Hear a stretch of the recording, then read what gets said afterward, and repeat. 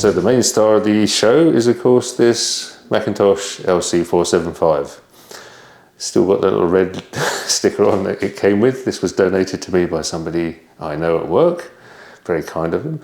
It's got some minor damage. I don't know if you can see that in the picture, but there's on either side there's some cracks. But otherwise it's in really good condition other than the yellowing. I had to actually do some repairs to it to get it to work, but I'll go into detail on that in a moment. So first, just a quick word about the keyboard and mouse. The keyboard's a genuine ADB mouse from roughly the same era as this machine, but the mouse is obviously not. That's an iMac USB mouse that is being used with a Wombat adapter that is being plugged into ADB. Even if I had an ADB mouse, I probably wouldn't want to use it anyway because it would be a ball mouse most likely, which I couldn't stand then and don't really want to use now. The monitor I'm using on this machine is one I got from a thrift store. I think it was less than $15, I can't remember exactly. It didn't quite work, probably wouldn't power on, but it was just a couple of capacitors that needed replacing, a few bulging ones. So I replaced all of the ones on the power supply, and that's proven to be really good with this machine, as you'll see shortly. But yeah, it's very well suited. It actually has in its manual, which I looked up online, specifications for using with Macs. So it's obviously intended to be used with them. It's a Samsung SyncMaster 913V, which I'm told is very reliable generally, so I'm quite happy with it anyway. So at the back here we've got a blue SCSI in a red case, which was given to me, a nice donation actually, from James Against the Machine, or James Woods, not the film star obviously. Thanks James, that's very handy, that device. I use it mainly for transferring things to this machine and to others, or for testing Mac classics and stuff when I'm repairing them. But it's really useful for this, just to transfer things to the main drive internally, which I shall show in a bit. And then next to that we've got the adapter for VGA, which allows configuration for different modes, and I think I've set it up to VGA modes at the minute, so 640 by 480 and 800 by 600 I think it's possible on there. This machine actually supports more than my Macintosh 2CI, more modes. I'm using the same adapter, but yep, that's what I'm using to output to the monitor. So to remove the case, it's all plastic here, so you just lift up these tabs, hopefully not breaking them because this plastic does get brittle, and just lift this and slide it forwards and away it comes, like that.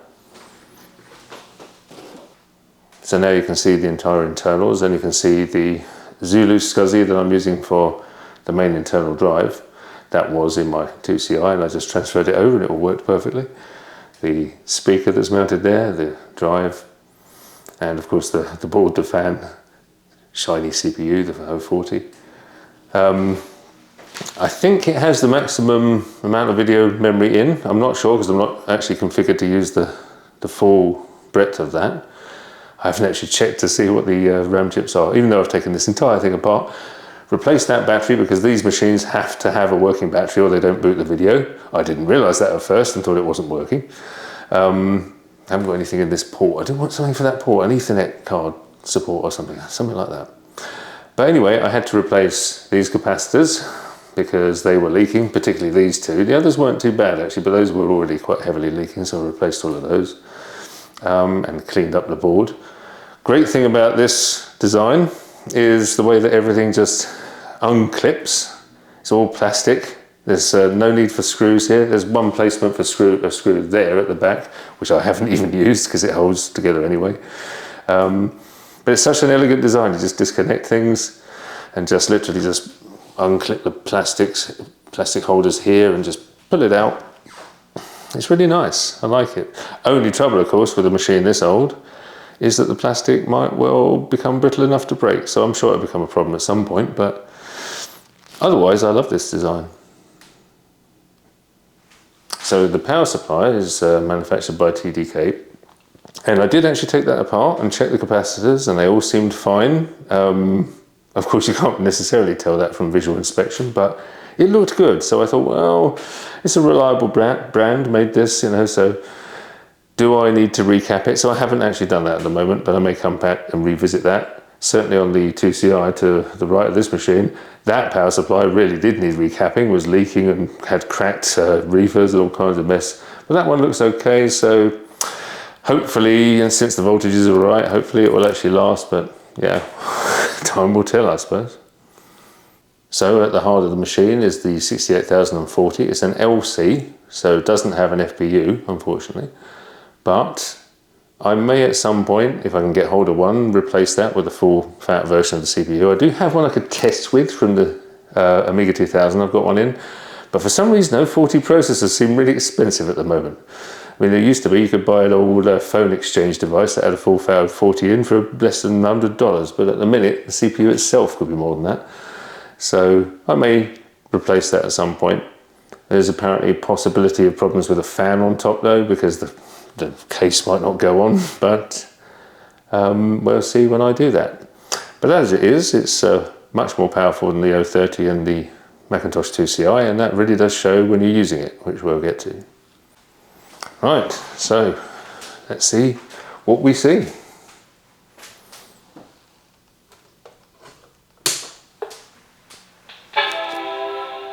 Good old chime and noisy fan, which I really do want to change. But that's the original fan, so it's not doing too bad.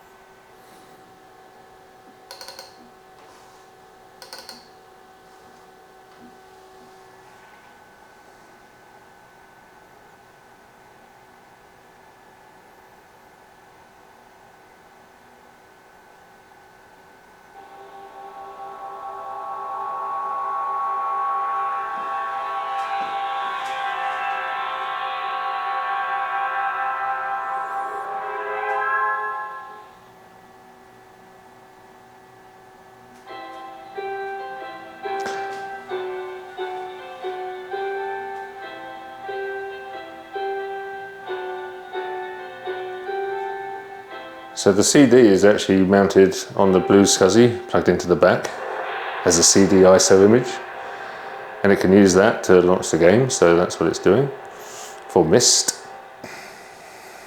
Because obviously I don't have a CD-ROM, in fact I have no Apple CD-ROM drives. But this is probably the best machine to play it on, I think, that I've got certainly.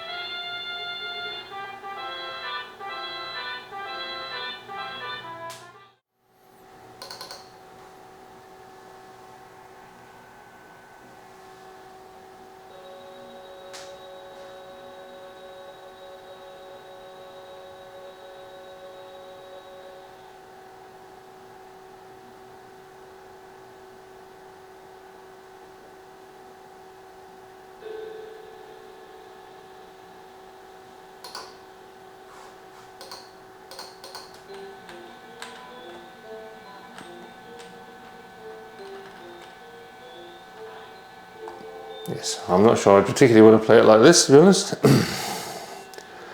Not the finest experience of Doom.